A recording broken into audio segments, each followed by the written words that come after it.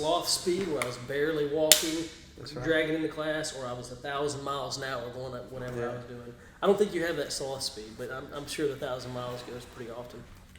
Ready? Good. I'm pumped, good. Excited, ready to run around. Me? There we go. I love it. Doing some burpees over here.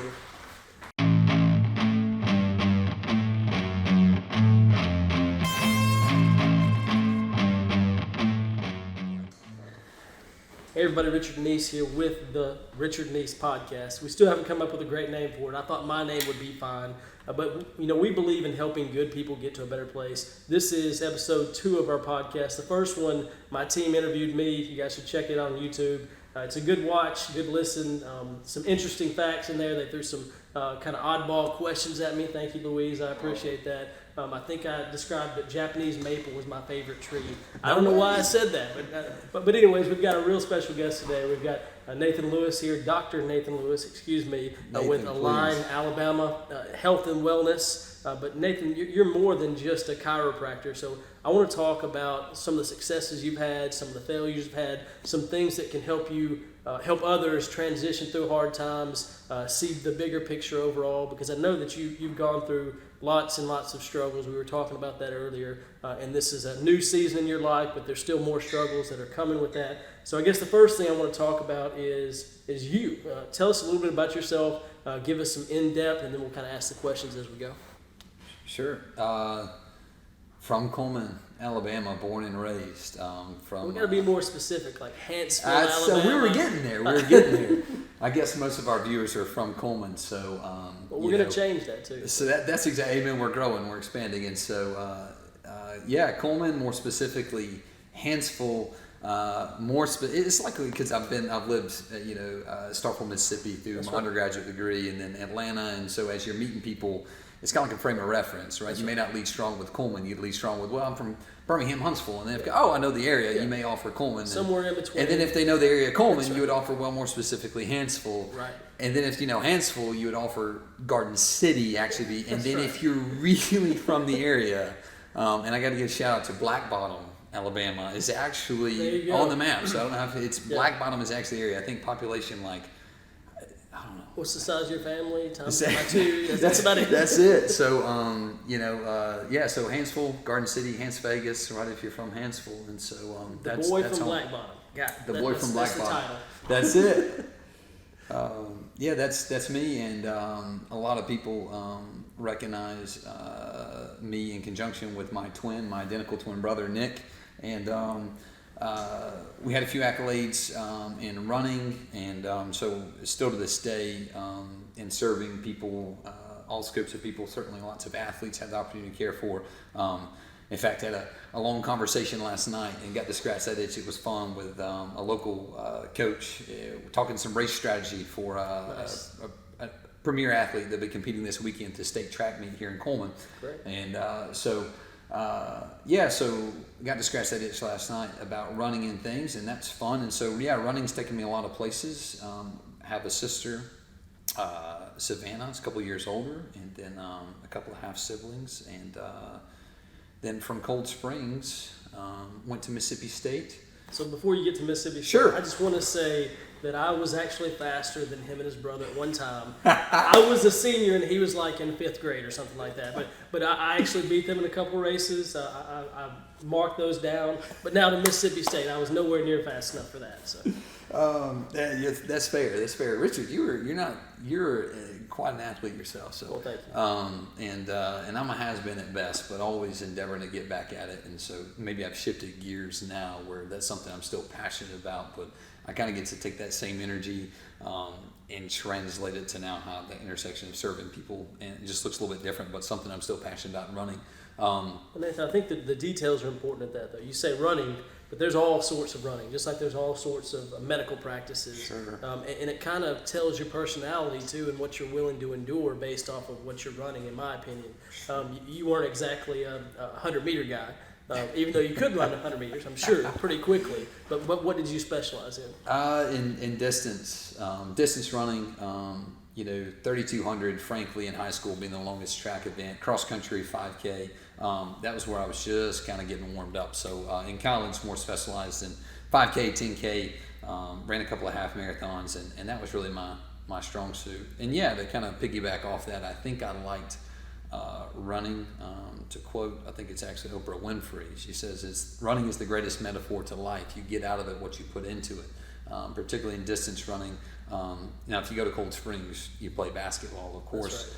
Claiborne Campbell, huge mentor of mine growing up, amazing coach. And he said if you're going to play basketball for him, you were going to run. And so that actually was the genesis of my running, was to get in shape for basketball. And so I found that I was pretty good at it. I mean, I was athletic all around and certainly played basketball, but discovered, ninth grade, sophomore year, it's like, hey, I'm pretty good at this running thing. Yeah. Let's give this a go.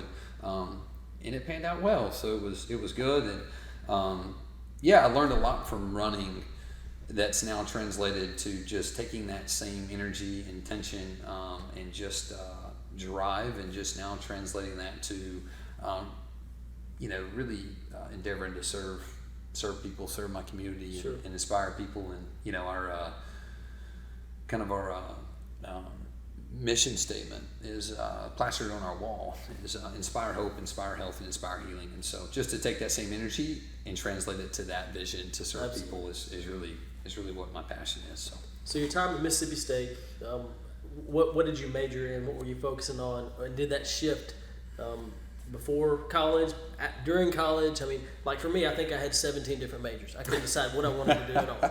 I got a business degree and joined the Army, and then kind of went from there. But what was your focus early on? Because I know you're a very focused guy. Yeah, so I was a glutton for punishment, so I had the opportunity to do several dual enrollment courses at Cold Springs, and then several summer honors classes through Wallace, and which I'm just so indebted for. Still, I love Wallace State. In fact, if they had a track or cross country program at the time, I'd have probably ran at Wallace for 2 years, sure. And they've got a great thing going now, and that's good. It's been fun to support that in various ways. But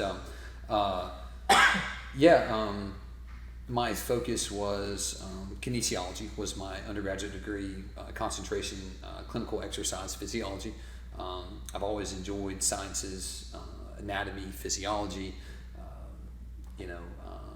to kind of bring in, which is, you couldn't separate the two, the integration of, for me, what I know and believe spiritually, as it translates to just the learning about the body and how intimately and beautifully made it is, and to then be able to take that knowledge and translate that to the way I get to serve people. And what I tell patients routinely is, I think the good Lord made our body well, and to be healthy and to heal. And my job really is just the intersection of helping someone express life, health, healing more fully and optimally, like sure. we were made to do. And so, that come from a background studying clinical exercise physiology. I ran track and cross country at Mississippi State. That's where I met my wife, Kelly. She ran as well. She was a teammate there. She told me I was. She was a year ahead of me in school. I came in as a large recruiting class our freshman year. Me and Nick, my twin brother, we were one of 12. Very, very large recruiting class to kind of make a name for Mississippi State distance running. And I will add, I was not the best on the team. So coming from a big fish in a small pond, so to speak, and then coming to that, but it was great. So we were a large recruiting class. My wife would now tell anyone that would ask, and she'd tell me that she just thought I was a young, cocky, arrogant freshman, and some of that. I think all of those are. Though. As soon as you come as a freshman, that's what you are. Some of that may or may not be true, and so. But I guess I chased her down, literally and figuratively, and right.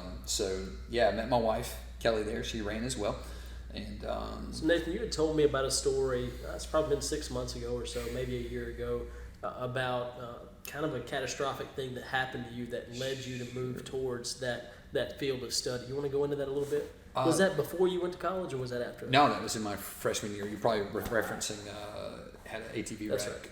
Yeah. I jumped the gun. I apologize. No, you were good, and that would have been a perfect intersection. That because it was right in my freshman years. I remember correctly. Maybe it was my sophomore year, but chiropractic changed my life. I guess I'll back up to say this and really give credit where credit is due, and that was Belo Chiropractic Wellness, Dr. Jeff Cole, who I love, think the world of, and for him, meeting me where I was at as a sophomore, junior in high school, I got my first adjustment. Coach William Calvert, that's right. at St. Bernard, he had the 30 some odd record. I tried to say 40 and he gets on to me and says, no, I wasn't that old. 36, 37-year-old record in the mile that he set when he was at Good Hope. And I was looking to break it. You had to do it at the county meet to count as a county record. And so I had hit the mark, but I could barely walk, let alone run, is the short story. And I tried everything, been everywhere. And finally, kind of at the time, it's like, man, as a last resort, heck, I'll go to the chiropractor. And that was the only chiropractor I knew. That was kind of my intersection of coming to the knowledge of what chiropractors do, or even in my very limited scope then. And went in, boom, Dr. Cole, one adjustment, radically changed my life. And this is incredible. Hours later, could barely walk, went and broke the record. What was the time? Come on. 4:36. Man, I should know better than that. No, listen, it's been utterly destroyed by the likes of Ethan Lemons, Ethan Edgeworth now, and wow. It's come a long way. Running's come a long way in Cullman. Absolutely. It's been fun to observe and just be a tiny, tiny piece of that. So that changed my life. Didn't really understand what chiropractic was then at the time, and so fast forward to the rec, ATV rec, my sophomore year of college. Had a severe ATV wreck, got airlifted to the hospital, spent a length of time in the hospital, could barely walk. Following that, had a compression fracture with my thoracic spine. And it was, again, chiropractic by Dr. Rachel Waldrop, incredible chiropractor in Starkville, who changed my life again. And I'm like, this is what I have to do. Like, this is incredible. And so that really started the inclination that, hey, I want to be a chiropractor, right? I always knew I want to do something within healthcare. I thought for a while it was physical therapy, which I still love, but just found a affinity for chiropractic, and that was, again, another intersection where I said, that's Absolutely. What I want to do. Yeah. So I think we're at a pretty good stopping point season, I guess you would say, for my first question, which was, who is the most influential person in your early life? And I'm going to say prior to college or up to that first year, who made the biggest impact? Was that a pastor? Was that your mom? Was that who was that? Ooh, that's tough. You can name a couple if there were multiple people. I mean, you don't have to call out. Well, it's one of those two, I guess, and from this side of things, you don't want to forget the important people. Sure. You finish with mom, so I'd have to offer that, and that's a bit nostalgic too. My mother passed about 6 years ago now, right. And so her story actually is a big genesis of this office and the scope of this office and being multidisciplinary office. Which is its own very long story that I could speak on forever. But my mother was very influential and just in kind of a drive to be the best. I can remember many times my brother and I would come home and we may lead with, well, Mom, we made the highest in the whole class, right, on an exam. That's right. And she knew where we were going with that because that was we were going to communicate a low ball score. Right. But we just want to leave what we did the best. She'd say, that's right. I don't care how anyone else did. All I care is about how you did. And so. And then she'd make you go run laps. That's right. How'd you know? That was how we got running. That's actually what started running. And so there was always that like desire to be your best, and then some that may have been a bit unhealthy, but anyways, I'm thankful for that. My dad, Eddie Lewis, he always has said that there's nothing you can't do, and not in some, I don't know, I think that's almost overused, but it's always communicated from a place, if you're willing to work hard enough, if you can read about it, you can learn about it, and that's from my dad, who worked multiple jobs through college to put himself through St. Bernard College, yep. Through school, and so that was always on display in my life. And then Claiborne Campbell, my coach at Cold Springs, and through running, wonderful Christian man. And then Morgan Looney, another great Christian man, coach, mentor. And then I would have to say my grandfather, who's never really had any grandparents. They passed at a young age. Had one biological grandmother, but he was Russell Bernard. He was the Aging Raging Cajun. We called him. He passed away several years ago at 89. and Renaissance man, taught me a whole lot, and taught me to work hard, and that's kind of always been my strong suit, even in running. All things equal, fitness wise, one of the greatest compliments people, I guess I could stand apart and say this about myself, because it was communicated a lot, and said you always knew when you were in a race with Nathan Lewis, like you knew that you'd been in a race, right? Yeah. It was going to be a tough race, a stout race, and that's kind of always been the way I've led, which has been one of my greatest strengths and also one of my greatest weaknesses, was maybe getting ahead and some of those things. Good. It's been a great strength of mine, but it's also a great weakness of trying to tackle everything like that, when sometimes maybe it doesn't have to be that. One thing I was going to say, you're talking about your dad and saying you can achieve anything if you're willing to put the time in. I don't think a lot of people realize, and I think you would probably agree, that there's sacrifice included in that. You sacrifice parts of your family life, parts of your spiritual life, in order to achieve whatever goal you set out for. Absolutely. And that can be a place where it gets to be unhealthy, but who decides who's unhealthy? Right. What do you want to achieve? Was it something that's so great no one's ever done it before? Well, how much are you willing to sacrifice to get that point? Right. And you want to speak to that a little bit, how you feel about it? Oh man, yeah. I mean, I couldn't agree more. And you kind of pre-framed maybe a few questions. I didn't get a chance to screen them before, but so maybe getting ahead. But no, it's fine. This is unscripted. Well, yeah, one of my greatest strengths and one of my greatest weaknesses. But what was the question? It was just your thoughts on being hyper-focused, but understanding the sacrifice. Finding because there is no true balance. I don't believe that. I don't think you can have a work-life balance. Yeah, that's what I was going to. There's so much out there, and if you want to achieve something that's greater, you have to sacrifice hours. You have to sacrifice something.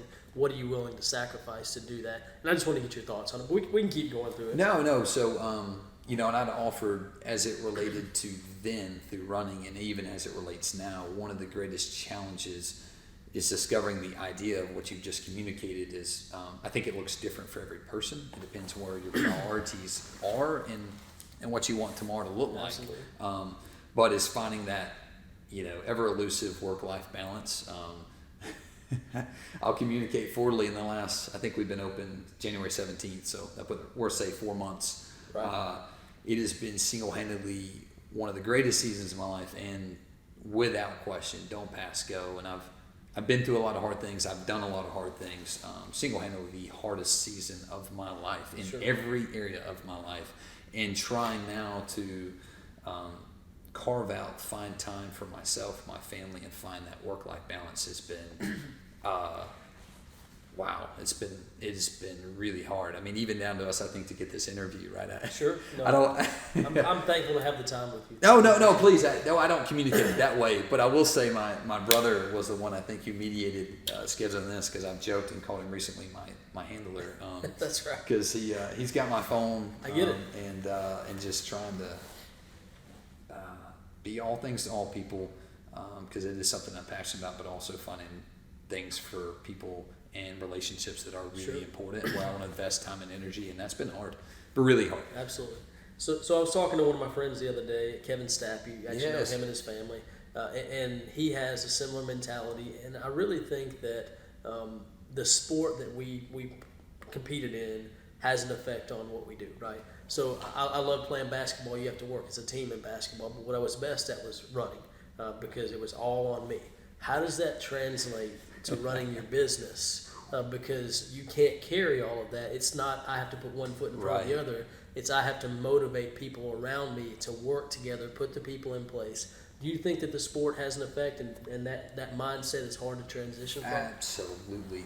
I think you hit the nail on the head, because what you communicated, what you alluded to in the beginning of that, to answer your question more fully, is I would say all the time, and I know the words came from my mouth, at least for myself personally, and ones that would know me closely, I liked running because it represented in a controlled environment, right? To some degree, right? That's right. But to some degree, a controlled environment where if something went wrong, it was my fault, right? Like it was up to me, right? And I liked those conditions because it represented something I could, at an arm's length, right, within myself, internally, I could control those elements or be prepared. And like you said, as that translates down to business, and to answer fully, I don't think anyone is born a leader. Maybe there's some natural qualities, propensities that may help facilitate that. Now, I wouldn't dismiss that, but I think anyone can do that. And so just to communicate forwardly to you as well, we had where we're sitting now, we had our first staff meeting not too long ago, and team meeting. And it's something I'm growing into because, like you said, and what I've represented and I recognize in a hurry is, and part of having multiple doctors in the office as part of the team, it's been awesome as we've grown. Recognizing I can't, and I'll be honest with you, it has been single-handedly, if I'm being completely honest, been the hardest place because there's never been a time in my life, I think ever. And what I've recognized is if you keep your position of influence, that scope of influence, small enough, and maybe that's not the right words, but we'll use it for the sake of conversation. If you keep that sphere of influence small enough, you can control those variables, right? Because it kind of just influences you. But when you try to reach and build something bigger than just yourself, you have to have a team, and to have the sphere of influence for this community, just my big vision, my 100,000 foot view, which bores me at times. I'm more like 1,000,000 foot view person. Than people in my team, like my brother and some others, drag me back down to real life. It requires a team, and that is a place that I am growing in tremendously. And I enjoy the challenge. I do enjoy the challenge. I look forward to it, but it's not something I've got figured out. And never want to, I guess. Right? I always want to be growing in that area. That's right. So somebody that's transitioning from a solopreneur, from maybe it's an elite athlete, whatever that is, it's totally individual. Trying to grow 2 employees, 10 employees, 20 employees, what kind of wisdom could you give them? What's the first step to doing that? What was the first step for you? And I'll lead with, for me, the first step for me was understanding that most people are not like me. I have a different perspective than a lot of folks. Good or bad, it is what it is. No, not right, not better than or worse than, just different. And I think like you communicated, it's not, I don't think for a second, even my position of, owning the office and things of that nature, just that rhetoric doesn't really interest me. We're just part of a team and we got to do it together. But is there realization that there are no 2 people the same, and I am a little ridiculous. I think those words have been used to describe me multiple times. Some of it tongue in cheek. Some of it I think was from a good perspective, and some was, hey, you're just overshooting. But I expect a lot of myself, and I'm just wired differently, and so learning different personality traits and the way people are wired, so that you can communicate to them in a way that connects with them to motivate people. That's right. And leading with love. I want every person part of this team, a part of this vision, to feel valued as a person, as a role within this office, and feel well utilized, and even as it translates to patient care.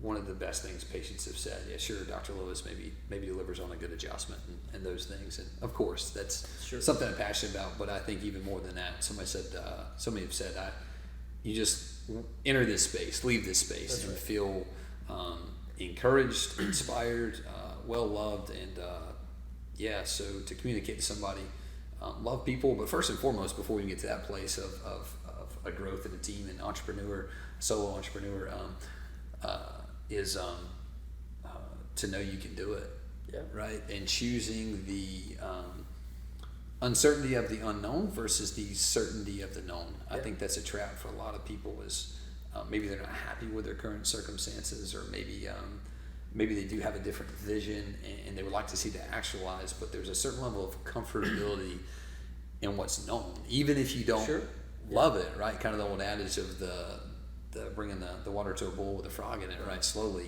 it feels comfortable, and so you never really jump. And so it's just lean hard into that big vision. You got one life, So with the big vision, what I continue to tell people on the front end, and I know you guys have this, it seems like it's kind of trite that everybody says this, but I think an important thing is to have a truly inspiring mission statement. slogan or ideal or a lens to look through, because every time that you have that, every decision that is made is through that lens. Right. So that there's no question on right or wrong. Is this a good opportunity? Is that a good opportunity? I can look through this lens and know that's the vision, that's where we want to move towards, and that's what we need to be doing consistently. Right. With you guys, you're talking about the known and unknown. The known for me is always that our goal is to help good people get to a better place. It's not to sell more houses. It's not to make more money. It's we want to help good people get to a better place. That's why we're doing this now. So that transition for me on the front end for that first person is understanding who you are and what you're put on earth to do, and then moving towards that with your gifts. And obviously you're doing that on a daily basis. Yeah. Inspire hope, inspire health, inspire healing. And I want to be found doing that regardless of what that looks like. Just speaking life over people, certainly as it translates to wellness, of course, and their health, right? Sure. From a clinical perspective, but even then beyond that, just to communicate who they are, who the Lord's called them to be, and to live fully alive from that place. That never gets old. That's my favorite part of what I do. And the fact I get to take this ministry that I call chiropractic, right? That's obviously what I do. But my what is chiropractic, but my why is people. Absolutely. I love people, and I want to inspire people in any area, certainly within health, but then even beyond that, just Sure. to, know who they are. Yeah. Okay. So let's get back to Mississippi State. So we're recovering Start from Vegas. That's right. We're recovering from an ATV accident. You've seen the vision. You want to be in the chiropractic world. I actually was just doing a little bit of research on you, and I didn't know that you went to Life University. Correct. You want to talk a little bit about that? It seemed like it was a fairly specialized place. Sure. Yeah, that's within the realm of chiropractic, there's Sure. two big schools. I think now there's 13, 15. It's ever growing, right? Places where you can get your doctorate of chiropractic at. Palmer is kind of the fountainhead, right? Palmer College, Chiropractic College, and Life University. They're kind of like the Alabama Auburns, right? Since I'm speaking, I'll consider my audience. It's the Alabama Auburns, right? So if you went to Palmer's the best, right? If you went to Life, Life is the best, right? It's kind of like Alabama Auburn fans. But Life University does represent it's the largest chiropractic school in the world in Marietta, Georgia, just outside of the greater Atlanta area, Marietta, Smyrna. And that's where I went to school and loved it. Knew during my tenure there I was ready to get back to Cullman, Alabama, I'll say that. Yeah. But it represented a great season of my life where I got to learn what I do and now come translate that the way I serve my community. I think that's an easy transition to one of the mentors that helped, not necessarily inspire, but help lead you to the clinic here. You want to talk about some of the business mentors that you have? Any in particular you want to discuss?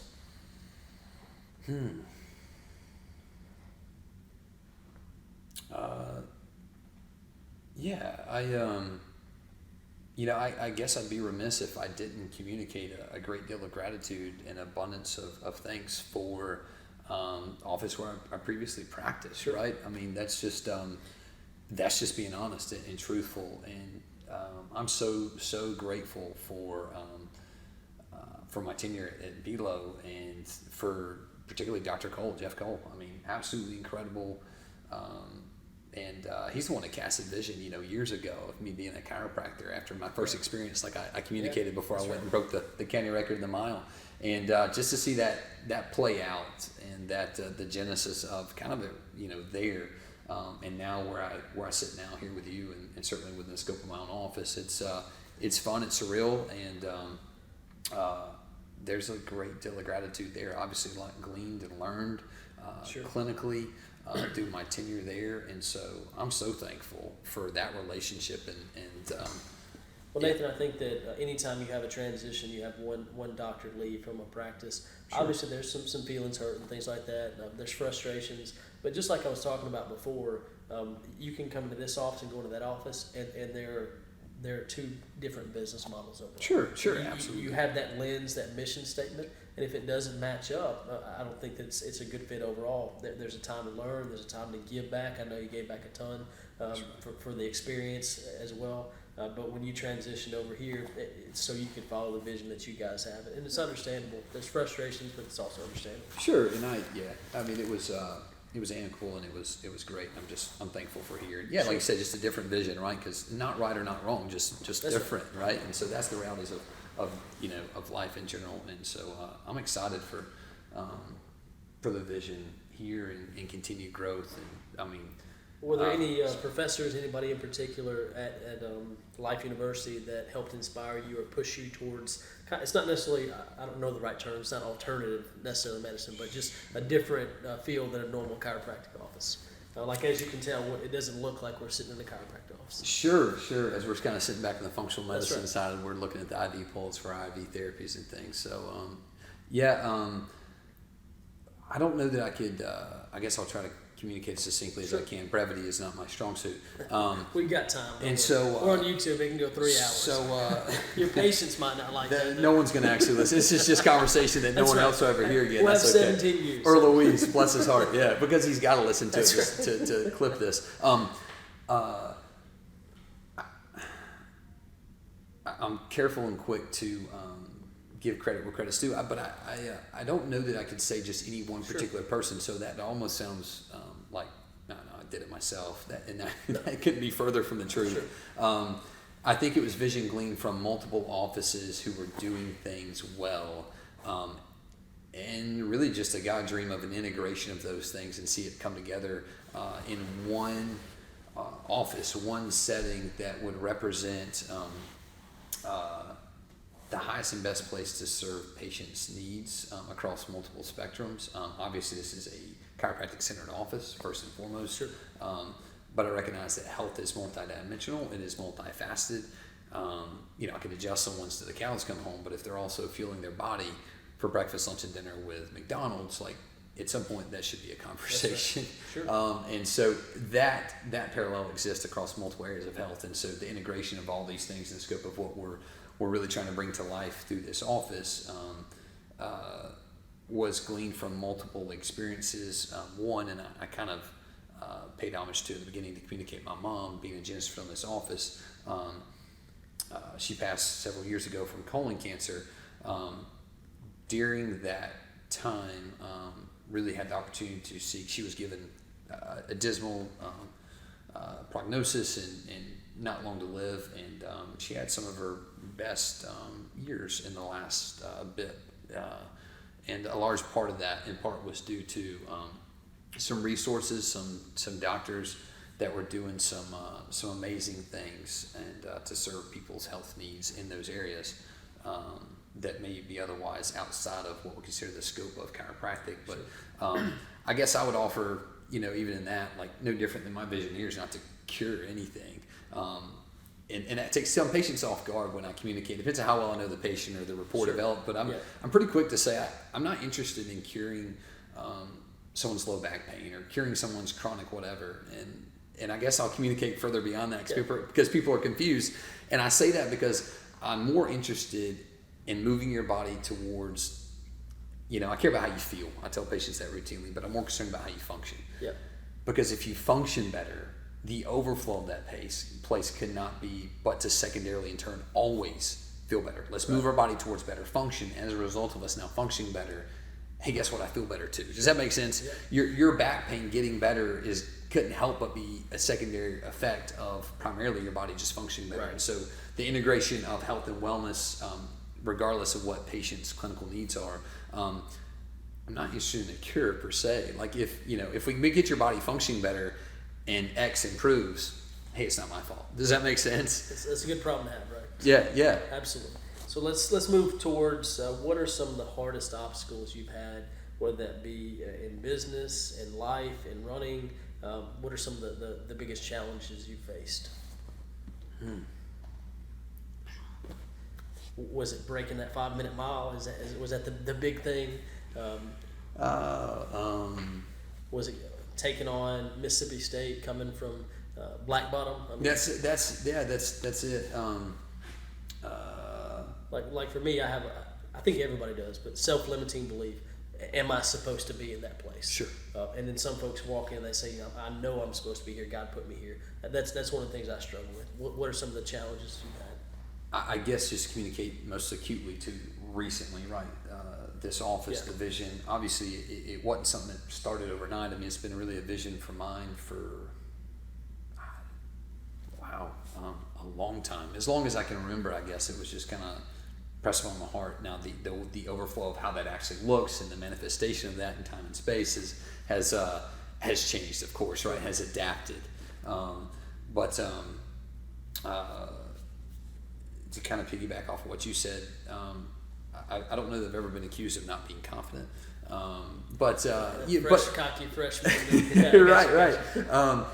But I think if we're all honest to some degree, to make a big step like this, I mean, there's a certain level of just to communicate forwardly. I mean, you're scared, right? I mean, it's scary, and I was scared to jump into this.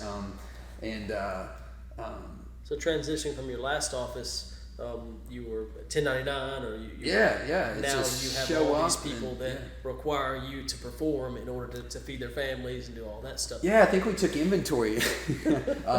Jamie Speakman and Cullman Daly was up here the other day, and we're getting some staff photos and things and team photos, and he said, well, how many do you have on the team? And I kind of looked at Nick, and I'll be honest with you, as ridiculous as it sounds, I had never stopped to kind of assimilate that in 3 months, 4 months, and we did the head count, and Nick was like, he's like, we got 10, and I just looked at Nick, I said, does that include me? He said, well, yeah, you're part of the team.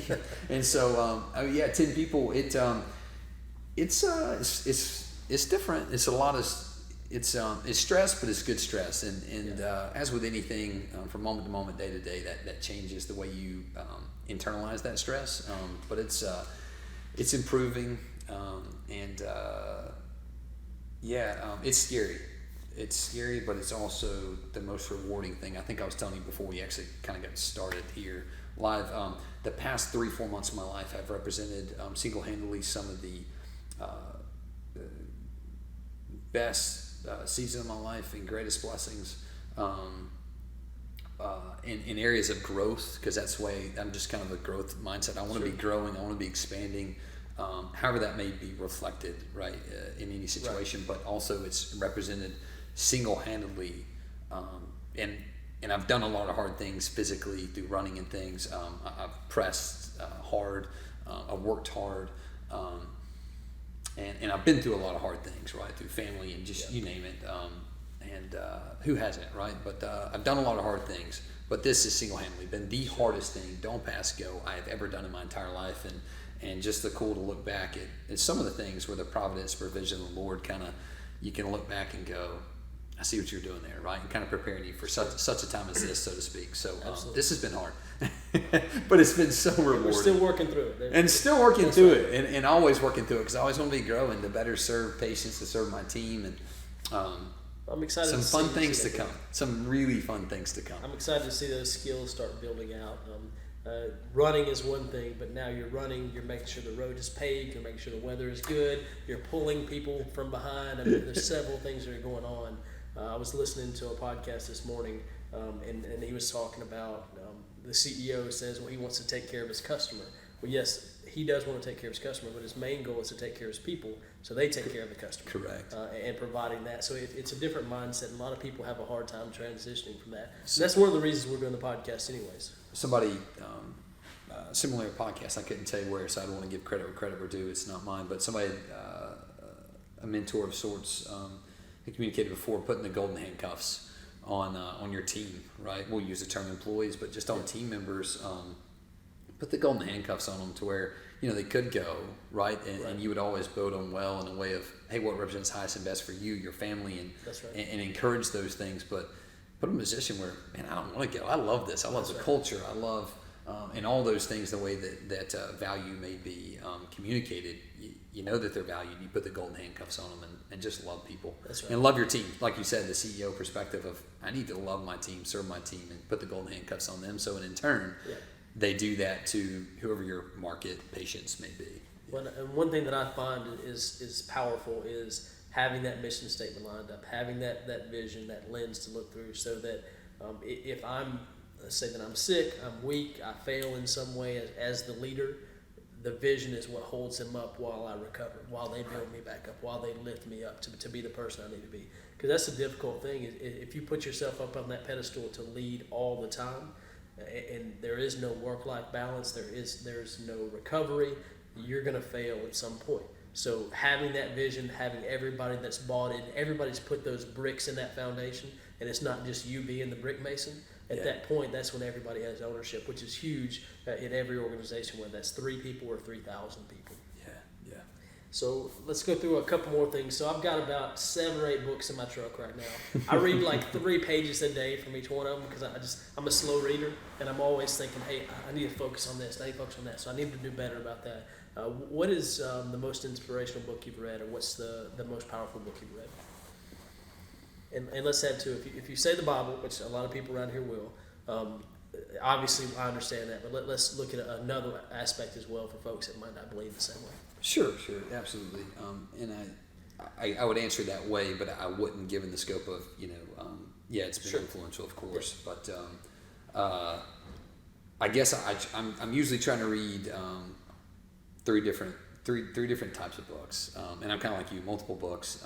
I'll also communicate. I have a really bad habit of getting 50 to 75% of the way through a book, and not that like I've got this, I don't need the rest of it, but for some reason, like I never finish it. So I have a library full of books that have been read 50% of the way through, and because of the way I'm wired too, I can't go back, and if I put it down for a while, I have to start it back over. That's right.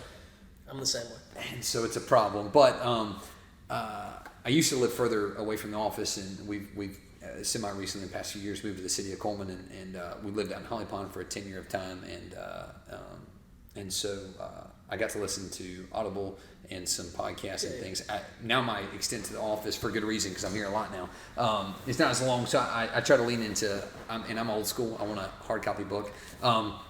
3 different types of books. We'll call it spiritual, religious book, right?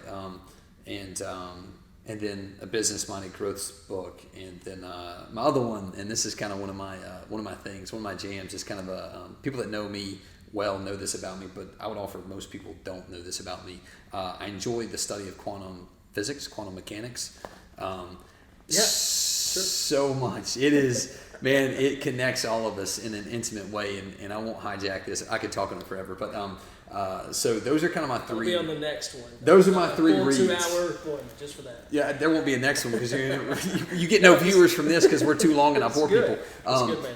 And so 7 Habits of Highly Effective People. I mean, it's kind of one of those, it's almost like within that genre, it's the Bible, right? Sure. It's the one to go to, and it's so good. So I love it. It's one of my go-tos. A book that people aren't familiar with, I can promise you, but he's a mentor of mine spiritually, quantum spiritual as it relates and connects the two, is Steve McVey. Steve McVey, Beyond an Angry God. Great read.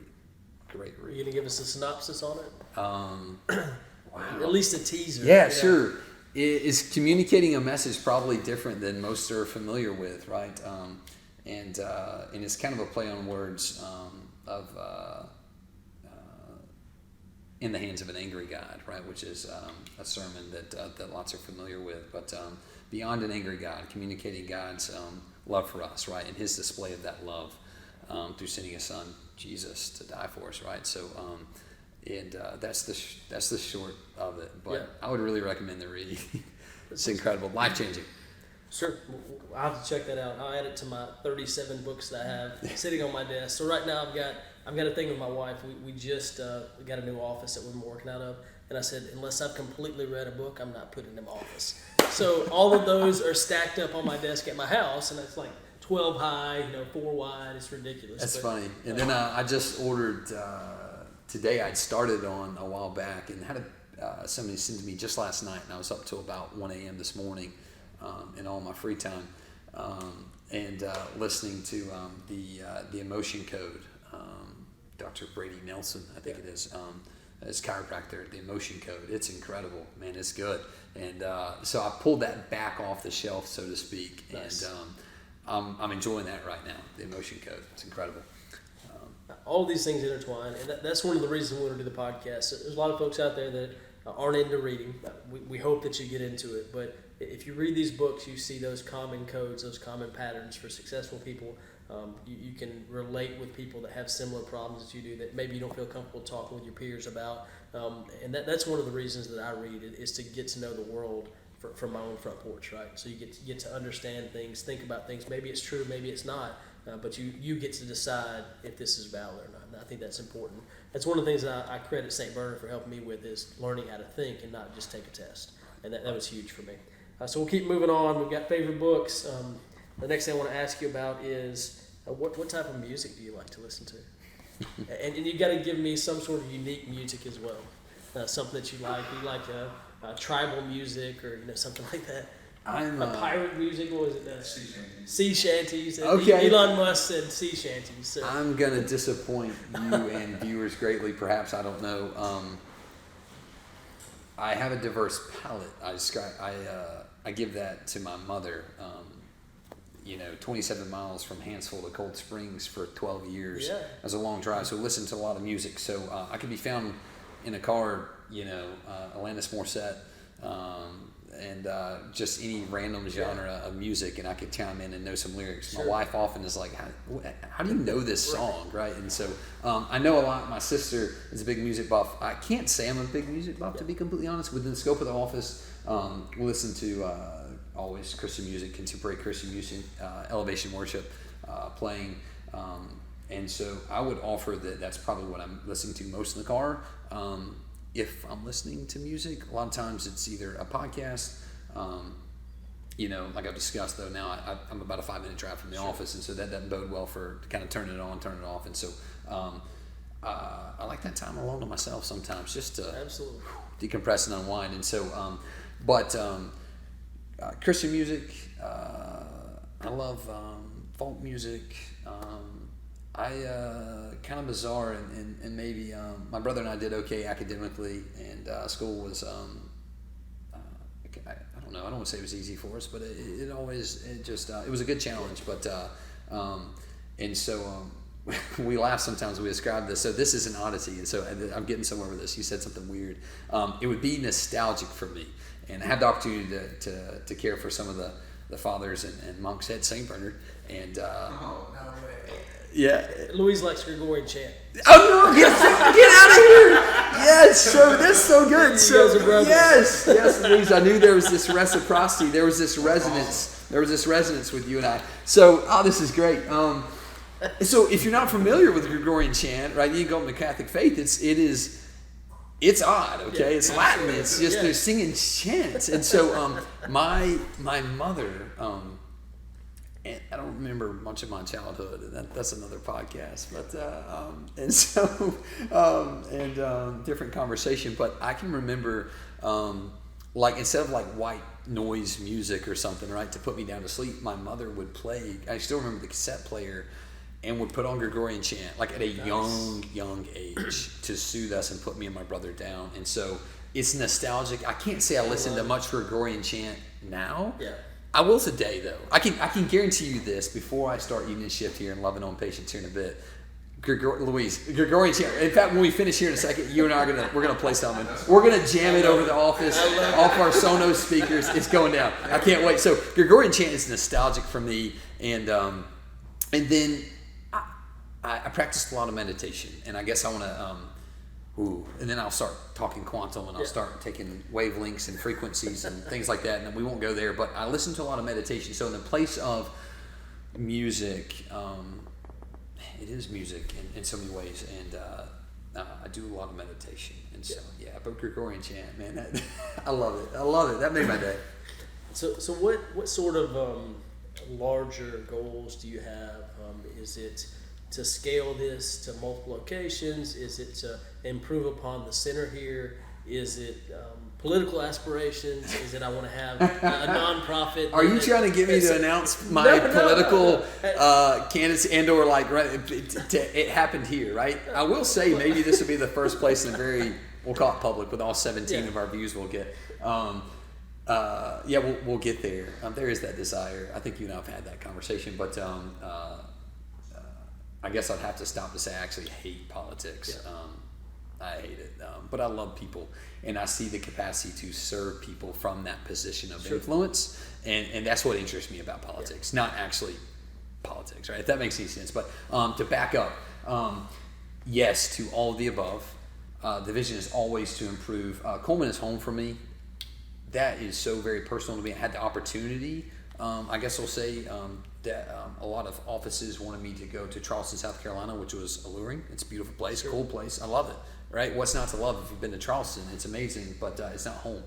I wanted to come plant my roots, my family, everything, and grow upon what I love about Cullman and just endeavor to make it even better, and which is what you're doing, right? And so there's something about that for me that's always grounded me. Cullman will always be home. I will always desire to grow. Oh man, it gets me excited. And so I don't know where to start. The vision is to grow this clinic. Yes, Align, Alabama, which is both a vision for my community, a vision for my state. It's a vision and a command. A good friend told me once, recognized about the name, and I liked it. It's a vision and a command. A vision for health and wellness for our community. Align, right? The play on words, certainly chiropractic, but more than that, align in health, physically, mentally, emotionally, spiritually, in every facet of one's health that represents the multidimensional state of health. Align and a command, right? Align. Yeah. Align, Alabama. Align. Be well, right? And so I just want to be a catalyst for that, for our community. I think at this point, right, ask me in a year, ask me in 10 years, we're going to continue to grow here. I will cast a vision, and it's going to happen. It just hasn't played out yet in time and space. And this podcast will be my anchor. There you go. We're going to have a wellness center, a wellness hospital. I mean, arguably we do already, right? That's right. We do, but I guess have a vision, not that bigger has to be better, right? You can just function out of this space, but I have a vision for a multidisciplinary wellness hospital for acutely ill, chronically ill, or people that are otherwise well but are desiring. There's been seasons in my life where, clinically speaking, like I'm fine, right? Lab work checks out, That's right? All those things meet the conventional standards by which health may be judged against, but like I'm not well, and there's been some very some tough seasons in my life, to put it lightly, and I want that for the scope of health and wellness for acutely ill patients, chronically ill patients, but even patients that go, hey, I want a wellness vacation, right? And so I see a retreat center. It's going to happen. That looks like. Let's make sure someone hadn't set the alarm on us. My apologies. Yeah, and so I like a multi-story wellness hospital, multidisciplinary. And to include a birthing center. The closest one is Atlanta. The closest one is Nashville. Cullman, Alabama will have one. And I just get to help facilitate making that happen. The Lord's put some really cool people in my path, and I know that those relationships are going to be leveraged to serve people. Because I can't do all those things, but the Lord can put those bright people in my path to better serve people.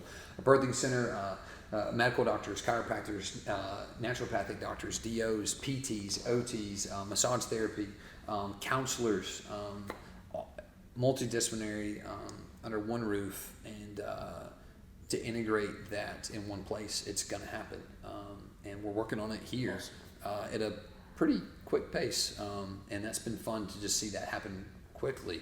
And we got some fun things that we're excited to announce here soon in terms of the growth of the office, and I can't wait. We only get one. You heard it here first today. And that will be in Cullman. So we'll save that for the next time. Yeah, and so, and then I do maybe some, Cullman will always be home. This would be the hub, the mecca, right? The big wellness center, if you will. But some satellite clinic offices, of course, would be a vision at this point, looking at the systems, procedures, the scalability, and being able to reproduce the same product, I guess, is always anyone's concern that's been on the precipice of that. You don't want to water down the product. We'll call it a product, but the patient experience, the service, the patient experience, I don't want that to be missed. And so there's some really strong system procedures. It's something I'm excited about to lean into. People who have done it, are doing it well, and ask those pros cons conversations. But I'm kind I'm kind of in the thick of it here. I got a lot of work to do here, and I'll always be here.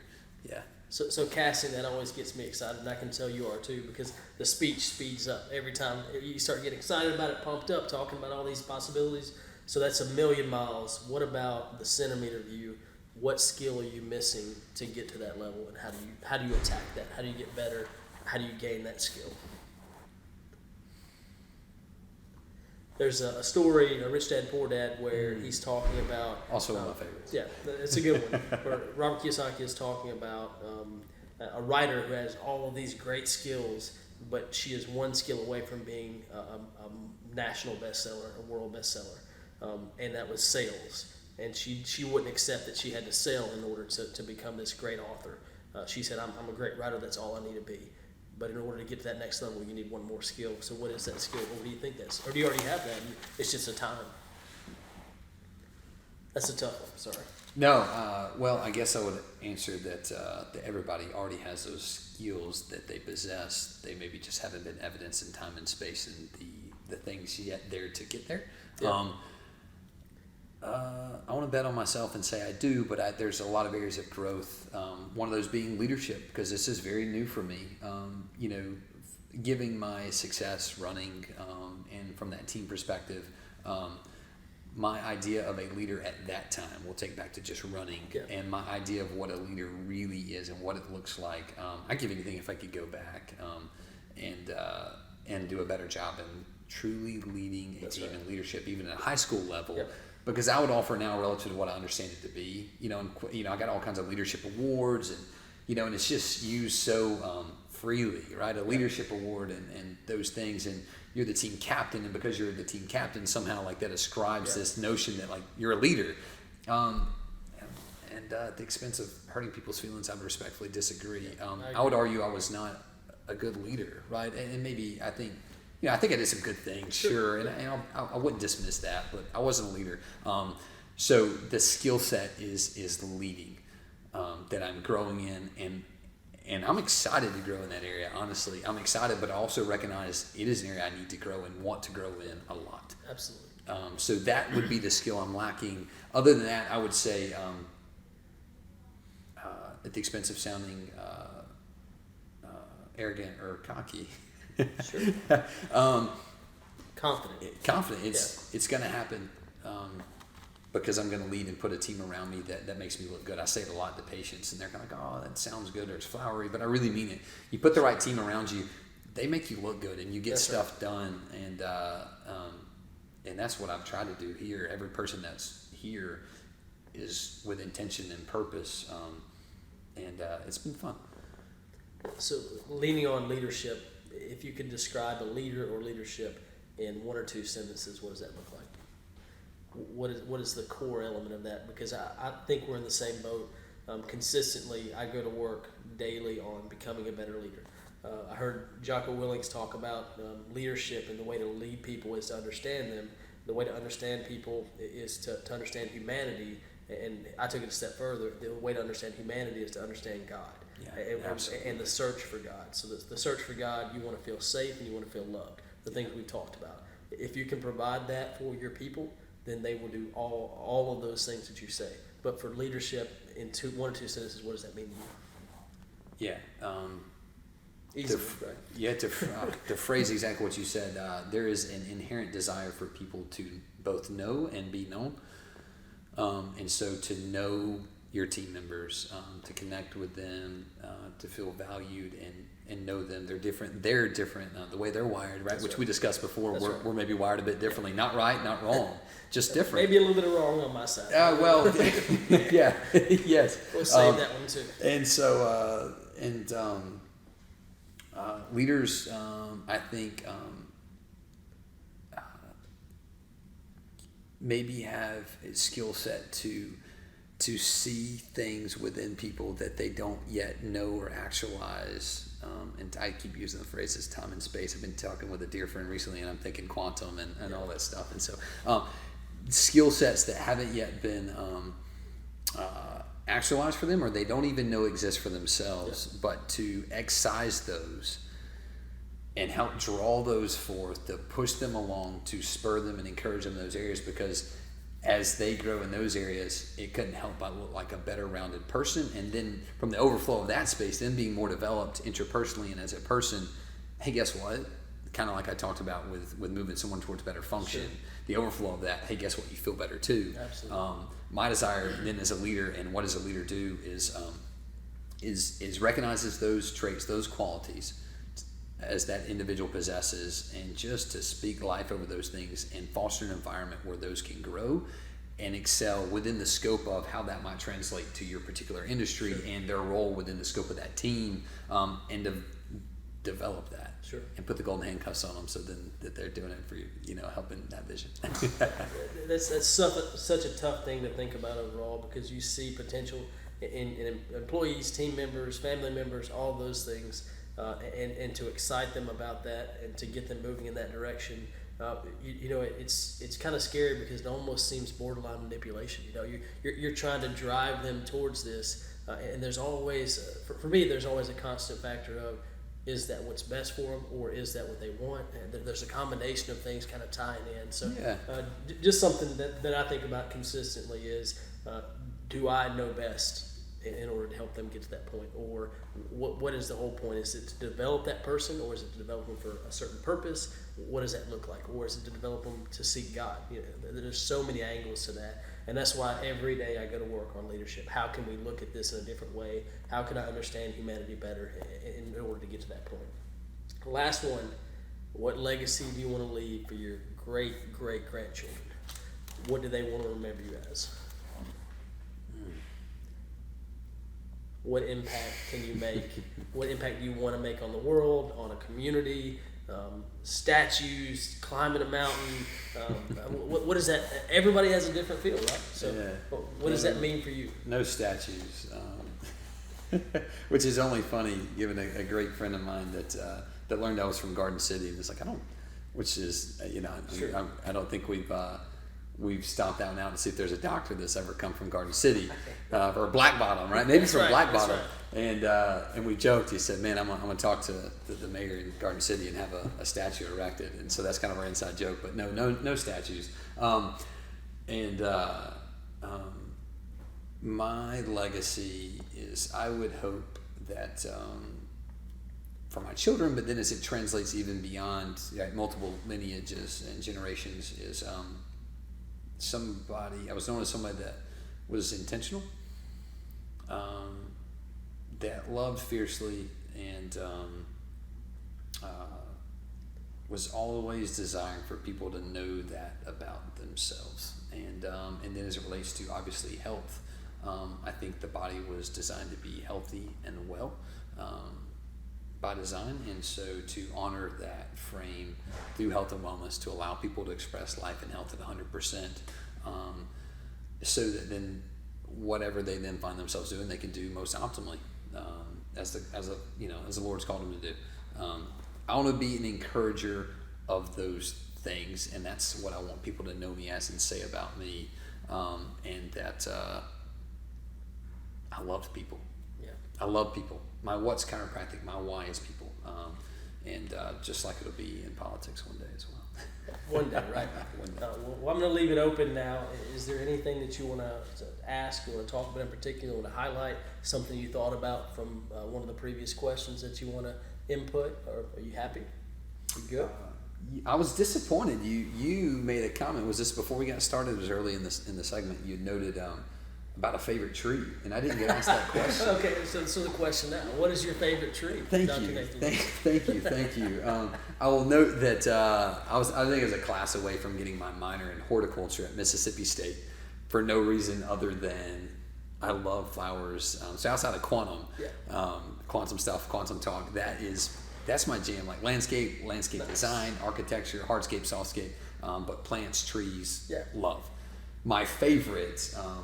Which I think I can say this because you asked me, right? You asked me this question. You said, "What's Hemlock Properties?" I believe so. Yes, that's right. You asked me that. Yeah. So acquired this building that we're sitting in now under Hemlock Properties, and so which is a tree. The Eastern Hemlock tree is my favorite tree. There's a picture of my mother. So it looks like a giant Christmas tree. If you're not familiar with the Hemlock tree, it's a Christmas tree, okay. Except better. And Much better. And so there's a giant one in our front yard where my dad still lives to this day. And there's a picture of my mother, and they're mammoth. They're huge. This thing's 100 foot tall. Oh. And it's just a beautiful specimen that just like begs you to like be in awe of it. Sure. And there's a picture of my mother in front of it when she was young, like 10 or younger. And she's taller than this tree. And her father, my grandfather, planted it. And now this thing's just huge in our front yard. We used to spend many summers climbing this tree and all kinds of stuff. So I love the eastern hemlock tree. It's my favorite, right? Yeah. Yeah, absolutely. So another one that Louise had for me was, how do you feel about garden gnomes? Garden gnomes? Yeah. Ooh. That's tough to answer because, listen, Louise, do you have children? Not yet. Okay. Things change when you have kids. Because for the same reasons, and I'm going to hurt some feelings, I think it's so tacky. So tacky. I don't like blow-ups. I said it. I'm sorry, in my yard for Christmas, okay? Yeah. And we're laid off the Christmas tree, so I was talking about the hemlock tree. I thought you were saying it's tacky to have children. No. I'm getting there as to why. And so I've always said that. Well, guess what? We've got blow-ups in our yard now because my daughter... With the lights up on... Oh, man. And so all that to say, garden gnomes, as it relates to gardening or whatever, my answer is I would never have them in a million years in my yard. That's right. Now we have a fairy garden. I've helped build fairy gardens. That's right. I've painted fairy gardens, and I love every second of those moments spent with my daughter. And just in the past few weeks, as it's warmed up, we've planted some seeds and mulch and all this stuff, and it's fun. And we got a fairy garden and with some little gnomes and stuff. And so my answer is, if you'd asked me years ago, I'd said, heck no. Now I'd say it's some of the best parts of the garden. So do you always include your brother with doing the lights and all the extra projects? You've seen the video.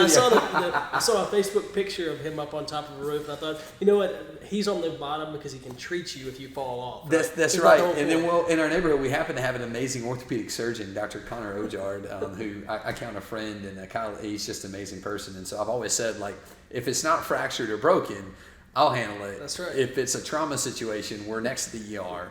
If it's a chiropractic situation, I'll handle it. And if it's a broken bone, hey, doc. You got to take care of it. So that actually happened because I've enjoyed decorating. Grew up, we never did any decorating for Christmas, and now I'm just like, I love it. Yeah. And but my wife was quick to say, and Nick would agree, and I've said this before, if he fell, we could take care of him, you know.